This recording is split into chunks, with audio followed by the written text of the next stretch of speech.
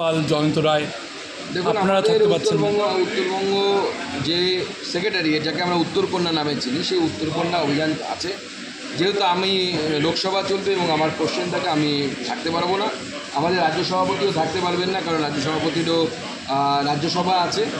মাননীয় শুভেন্দুদা থাকবেন ওখানে এবং অন্য কয়েকজন এমপিরা থাকবেন, এবং এই জবরদস্ত আন্দোলন হবে। আমাদের শারীরিক উপস্থিতি না থাকলেও আমরা মানসিকভাবে উত্তরকন্যা অভিযানেই থাকবো। বিভিন্ন জায়গায় বাধা দেওয়ার কথা হচ্ছে, কালকেও আদালতের রায় থাকা সত্ত্বেও বিজেপির প্রোগ্রাম হবে, বাধা হবে না, তাহলে আমার মজা হবে নাকি? তৃণমূল বাধা দেবে আর আমরা সেই বাধা টপকে তৃণমূলকে দেখাবো, দেখবো এটা কত দম বিজেপি, তবে না হবে মজা। বাধা থাকলে তবেই তো মজা। শেষ প্রশ্ন, কালকেও মল্লারপুরে দেখা গেল সেখানে হিংসা, বোমা ছোড়াছুড়ি, তৃণমূল নেতা খুন হয়েছে, মুসলিমকে মারছে। আমি এটাই সংখ্যালঘু সমাজকে বলতে চাই, আপনাদের শুধু রাজনৈতিকভাবে ব্যবহার হয়েছে, আপনাদের কাজের কাজ কিন্তু কিছু হয়নি।